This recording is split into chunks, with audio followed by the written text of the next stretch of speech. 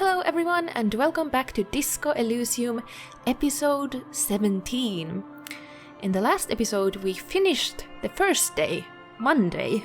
It took us just 16 episodes to get through one day. So yeah, that's kind of funny. Anyway, it is not the next day yet, at least to my knowledge, since we're kind of in a dream world now, I assume, because there's a lot of steam around and only pretty much one way to go. Or can we walk into the steam? No, we can't. Okay. We are definitely being guided here to this yard. So let's go. I'm kind of guessing the body will be talking to us or something. Oh, that's a different body. That is me. And there's a beautiful disco ball above my head. Very Do you remember? Maybe it's modern art. Childhood? Do you remember the scent of your childhood? What is this? What it says on the can, Harry. Answer the question. I remember nothing. Do you remember your wife's hand on your face? Tell me what this is. I'm not answering before you tell me who you are. You said who? Do you remember the warmth of her thighs, between her legs and in her mouth? Tell me what this is. I'm not answering before you tell me who you are. You know who I am. I'm the bad day. The one where you ask her, and then later in the streets, wandering. It's the worst day of all time, Harry dear. And it's coming. She will hear about it on the phone. Reality will turn into a grotesque nightmare. This will be the last thing you did to her.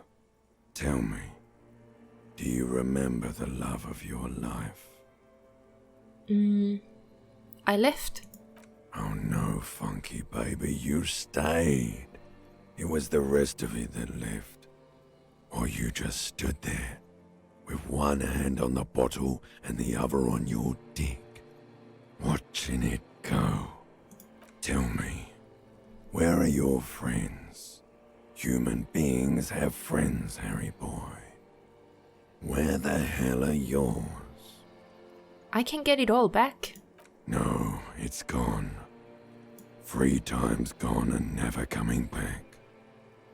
You failed. You failed me. You failed Elysium. What is Elysium? Everything. The pale and the useless. On the surface. The outer magnetosphere.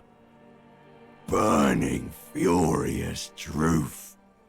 8,000 years of written history.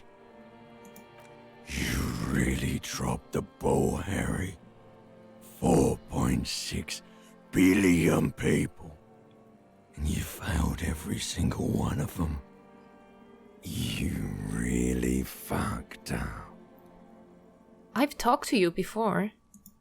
No, Harry. You were just talking to yourself. That's all you ever do. Even in your dreams. And the act is wearing thin. The spots of the disco ball fade around you. You'll be back in those cold snakeskins in no time. Sweating up the bed. Stinky boy. I can't come back from this. You're not coming back from shit. Thrashing around in that high conductivity state of yours. Bumping into things and acting like a clown. Who are you kidding? I'm trying to solve this case. You're trying to what? I can't hear you. This is just a word dream now.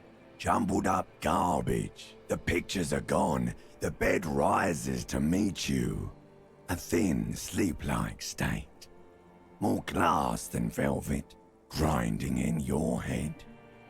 So something is wrong. Sleep shouldn't be this bad, this dry, this unnourishing. There's something wrong with your thoughts. Some kind of new type of hangover. God, there's another type? Oh yes, party boy, and it's worse than the one before. Just think of the shit you saw. Here it comes too, so soon already. A silent alarm goes off in your head like clockwork, barely let you sleep at all. Time to get those clothes on, Harry. Ugh, creepy. Time to go to work in the shit factory. Oh no. So our body and also our mind hates us. Ooh, everything healed up. Okay, that's good to know. Oh, well, good morning, Harry. How did you sleep? Probably Good not going, well. buddy. Oh my god, what the hell was that? Oh, just a dream. You have ones like that all the time. You feel even worse this morning than you did last night.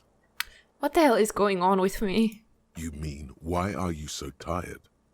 Too tired and down to even think? It is worrying, isn't it? You can't be a detective like this. Detectives need to be able to think. Why is this happening?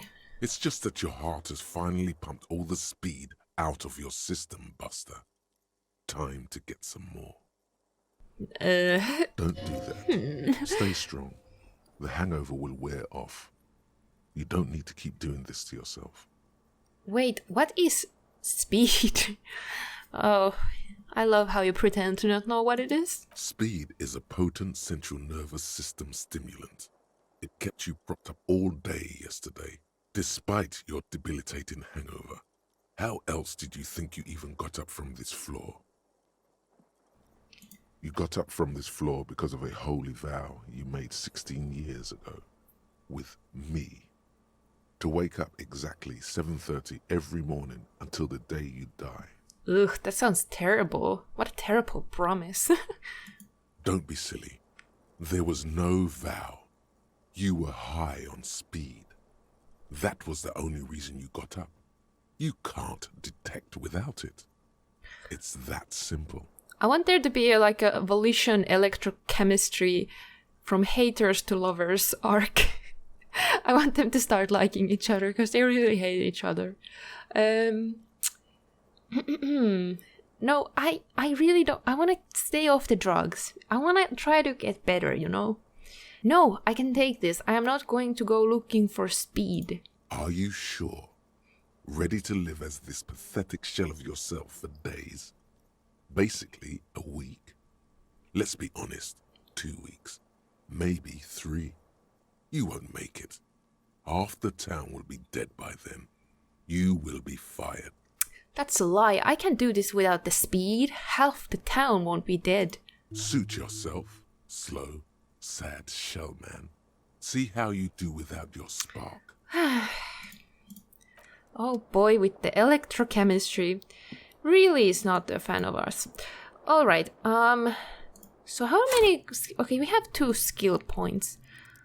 I'm gonna keep those maybe for a little while. Okay.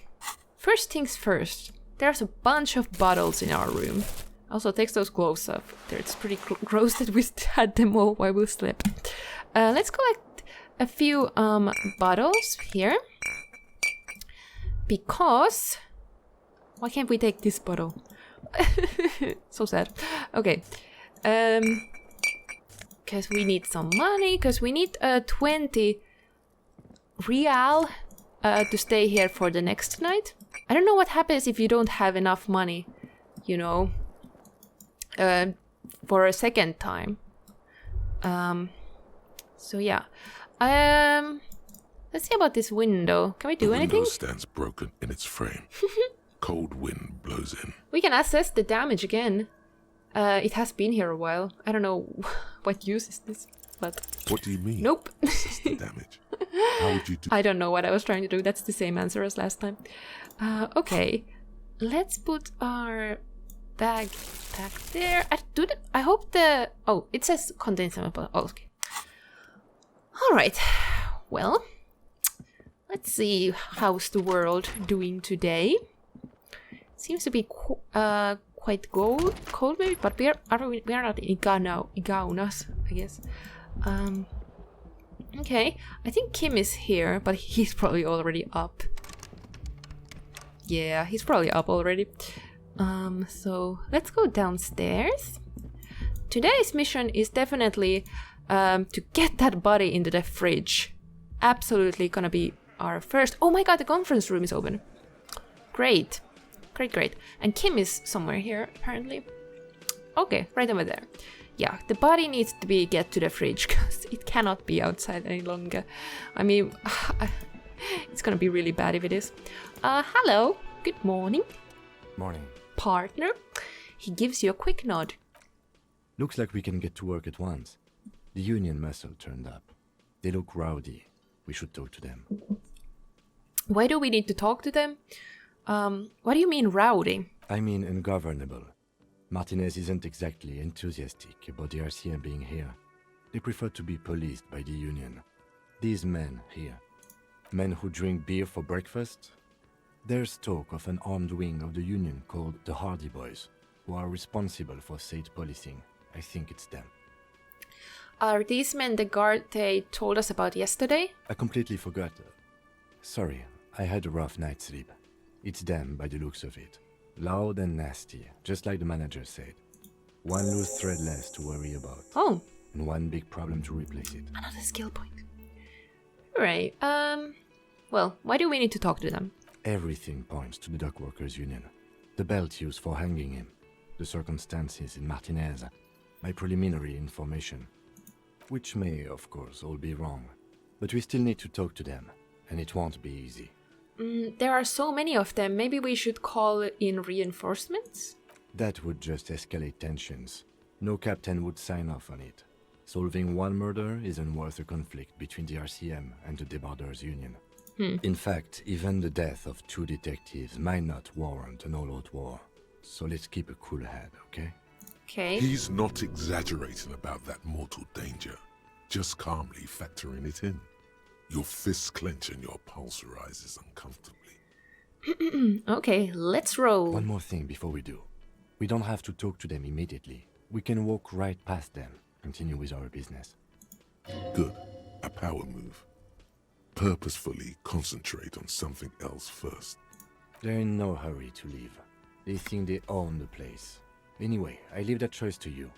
Whatever you decide is fine by me. Well, I wanna find the fridge first. I think that's more important.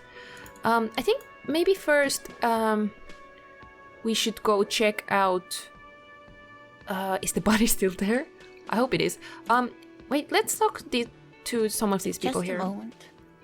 The old woman turns back to the cafeteria manager. And there's no public phones nearby? The closest phone booth is down the coast. Sorry for the inconvenience, ma'am. The cafeteria manager appears genuinely apologetic. It's fine, I understand. Thank you anyway. I'm glad to see you again, dear. Hi. The lady is distressed. Perhaps something more upbeat might cheer her up. Howdy, Lena. What's kicking? Good day, ma'am. Everything all right? Sorry, ma'am. I didn't mean to eavesdrop on your conversation. Tell me how I might make it up to you. Please don't trouble yourself about me, sweetie. Ugh, I sweetie. was just hoping to make a call, but the Whirling's phone line isn't working. The union office probably has a phone, but I can't really get there. Or to the phone booth down the coast. And Gary's phone is dead too. Wait, what's wrong with the phone line? The manager was vague about it. She frowns. Why did you need to use the phone anyway? Wait, what? It's weird that the phone line is down.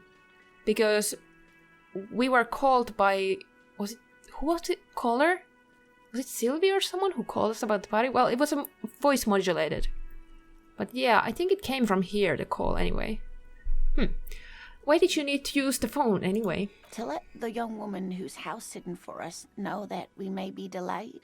Morel, my husband, and our friend Gary were supposed to get back by Monday night, but they're still missing, and I haven't heard from them. I was also hoping she'd heard from Morel. She looks down. You hear that? Someone's missing. There could be foul play afoot. I love missing persons cases. That's right. Now skip the foreplay. Time to dive into the dark alleys. Start shaking down the usual suspects. You know, legwork. Doing some good will alleviate the hangover. At least you're of use to someone. Okay, I'll bite. Has your husband gone missing before? That's just it. This isn't like him at all. He always plans his expeditions so carefully. A cold breeze hisses through dense thickets of reeds. Something sweet in it, somnolent. A damp chill goes down your spine. When you look around, you're still in the whirling in rags. But you have more important things to worry about. She glances out the window toward the bay. What is this expedition your husband was on? Just some field work, sweetie. Morel is a highly trained scientist. He and his assistant Gary are studying an extremely rare species of insect. But they should have returned by now.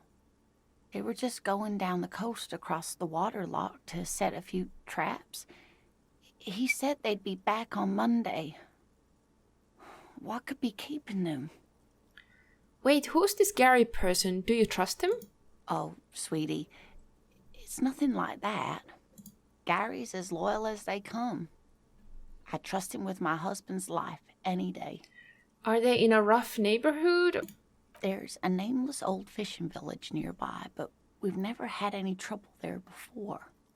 There is a lot of crime around here, isn't there? I can't say it's the best part of town, but I wouldn't worry too much about a pair of grown men traveling together. The lieutenant doesn't want to agitate the woman. Do it. Find her husband. This will surely lead to a cryptozoological mystery with that extremely rare insect. Okay. I'll accept it. That sounds like police business. I'll help you find your husband. Are you sure we have time to go chasing after bug hunters just now? I did suggest we play it cool, but... It's just a little sighting we'll do down the line. I've already given my word. I'm honor bound to uphold it. I've got a premonition that this missing scientist connects to the main case. I don't have one, but whatever. I think it would be good to take break from blah blah blah blah blah. I've already given my word. I'm honor bound to uphold it. If you say so. Oh, thank you, officers. Truly, I'll be right here if you come across any sign of Morel. Alright, so your husband is some kind of scientist? Oh, yes. A zoologist. A cryptozoologist, to be more precise. What is a cryptozoology? It's a pseudoscience that attempts to legitimize research into mythological beasts and urban legends. Oh. That's one opinion, yes. And people are entitled to their opinions. My apologies, ma'am. I did not mean to undermine your hobby. It's not a hobby, dear. It's a subfield of zoology, one specializing in animal species that are so exceedingly rare that many assume them to be extinct or even fictitious. Like Bigfoot? Searching for such species called cryptids is difficult and often thankless, and frankly, many scientists are too lazy to do it. Universities these days are rarely interested in supporting real research. She's completely internalized her husband's struggles. They are her own. Tell me more about Morel, Luke's character, your relationship. Oh dear, I'm not sure where to begin. What does your husband look like? Well, His expression is slightly grumpy, but his eyes are always bright and curious, like a small boy's. And his palms are quite coarse from all the field work, but he's quite gentle. It's always a challenge to describe the person you know best in the world. If I trying to meet him on the street, what will he look like? Oh, well, he's a bit shorter than you, but with a larger frame. And he has longish white hair, usually a bit uncombed. You might say wild, even. The lieutenant pulls out his notebook and begins jotting down the woman's description. One other thing, he'll likely have all kinds of field gear on him, even if he's not out in the reeds, you know, just in case. How long have you been married? We'll be celebrating our 16th anniversary this autumn. Not the most numerically satisfying anniversary, but I like the less obvious milestones even more somehow. How did the two of you meet? Via dating agency, I'm ashamed to say.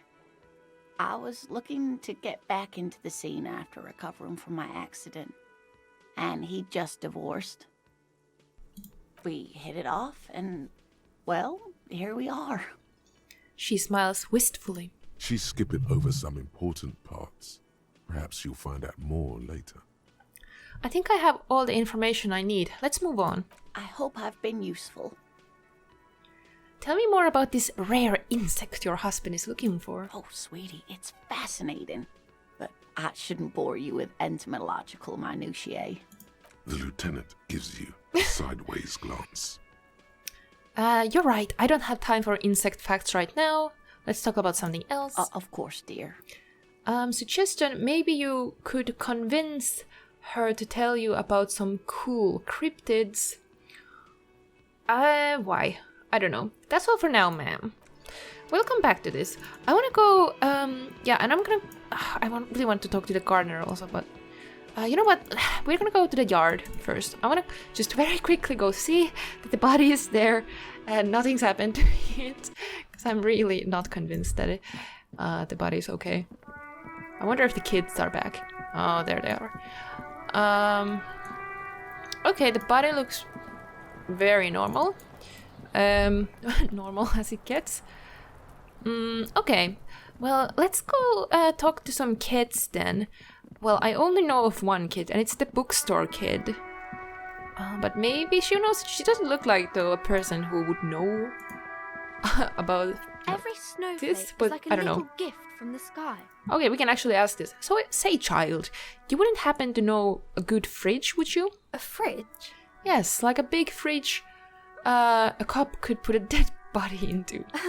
You mean like the ice bear fridge? Man, that's scary. Ice bear fridge? Ice bear fridge? Yes, like a bear, but white. There's a fridge below the building in the basement, with red glowing eyes. I went back there once, behind the bookstore. Mum doesn't want me to go there anymore. Not that I want to. It was pretty scary. And there's a big fridge there? Yes. One more thing, how do I get inside of the building? That's a problem. The only way in is through the bookstore, but my mum is pretty strict about not letting anyone in. But I don't know, you're a policeman. Maybe you can convince her somehow. Anyway. Okay. Well, that was surprisingly easy. Let's go in. We haven't actually visited this place yet, so... Interesting. Let's look at some of this stuff here first. What is this? Gift books and molten candy. Old sports magazines tucked away in dark corner. Okay, well, let's just talk to the mother or the bookstore keeper. Welcome to Crime, Plaisance. Romance and Biographies of Famous People. My name is Plaisance. Oh, Plaisance. The clerk extends a greeting. Be welcome, and please take responsibility for the energy you bring into this space. A golden pendant hangs around the woman's neck in the shape of what looks like a tiny fish head trapped in amber. Before you go, you seem to be well off, and can you give me some money? No, give it up. We have $7. We're doing really well right now. We're almost halfway to our fee of our stay at the hotel. A curious pendant you're wearing. Narrow your eyes mysteriously. Oh yes, helps to have an anchor in these times. She clutches the pendant and narrows her eyes as well. So are you the owner of this store? I am. The proudest owner of our little shop of culture. Her voice is high-pitched, as if to give it more penetration. She has fine-tuned her voice to find the most welcoming approach for attracting new customers. It doesn't work. I was told that there was a huge fridge in the building's cellar. Can you lead me there? A fridge? No, I don't know anything about a fridge. Aren't you interested in books? She nods at the bookshelves. The girl, what if I want to buy a book? Then why are you talking to me? Everything is on the shelves to browse. Don't you feel compelled to buy anything? She fiddles with See her... those shelves there? Go. Oops. Be drawn. She smiles This is off and subject. nods, seemingly relieved. The girl outside mentioned that this place is cursed. Cursed? Who said that? Annette? I will have a word with her. This place is not cursed. It has a robustly magnetic energy. Good for commercial activity. My business is thriving, sir. Doesn't feel like it's thriving. Feels ghostly. Your daughter is the one standing outside the store, right? Annette, yes, my daughter. I hope she wasn't slacking off again with her nose in science fiction. Tell me, was she at her post doing her job like a proper girl? Yes, of course. Wonderful. Did you talk to her? Yes. Great. On a scale of 1 to 10, how compelled were you to buy books after talking with her? Her opinion of her daughter depends on how well she lured you into the store. 10. She's certainly very polite and helpful. My precious, her dedication brings joy to my heart. If you have children, I hope they turn out as great as my Annette. The way you're handling her strikes me as wrong. Annette is quite the trooper. She's a great value add. Abolish child labor.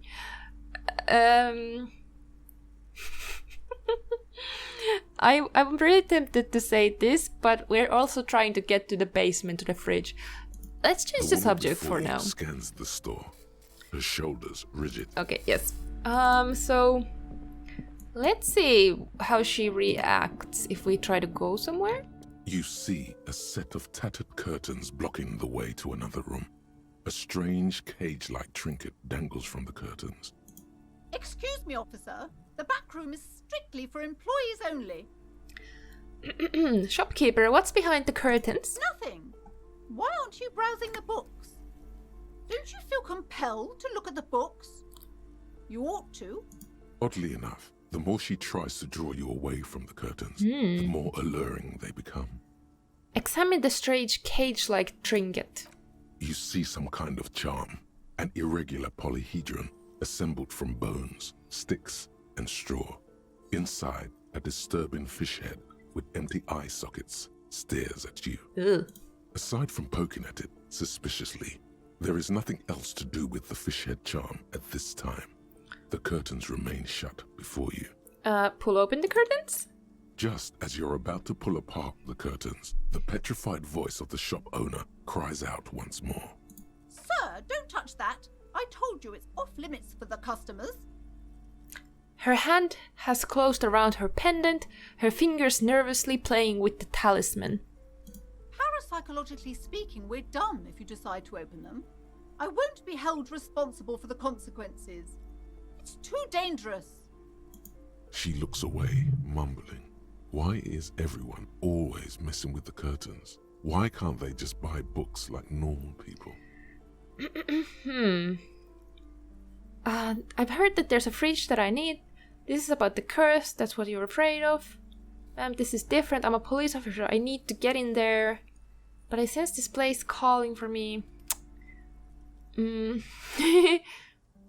Ma'am, this is different, I'm a police officer, I need to get in there. Why? It's not like anyone was killed there. She stops abruptly as her hand flies over her mouth, baffled by her own bluntness. I'm sorry. I don't mean to be so impolite. Just please don't go there. I can't allow that. You'll only make things worse and unleash the powers. Okay. I've heard there's a fridge there that I need. Everybody suddenly needs something from there. Leave the curtains be. It's what it wants. Okay, so what's This in is there creepy. has a will, and it wants you to enter? This is bad. This is about the curse? That's what you're afraid of? No, it's just a storeroom for the employees, I told you. Now please step away from the curtains. But I sense this place calling for me. I must investigate beyond the threshold. You do? My God, even more reasons not to mess with the curtains. Just step away, dear sir. I don't care. You can't stop me. I'll open them. No! Please just talk to me, officer. Come here and let's talk this through before you decide to do anything extreme. Lies. Rip them open, we say. There is something mysterious about the curtains. Be careful. This is gonna be like a trap or The something. curtains, tattered with age and covered in dust, hang before you, as if taunting you. Let's talk to the woman in the next episode. Yeah, so talking to the cryptozoologist took a little bit of time off the episode, but I definitely do want to try to help her. Anyway, in the next episode, let's try to convince this shopkeeper to let us go behind the curtains and also find out about this weird curse that is going on apparently here. So, see you in the next episode. Goodbye.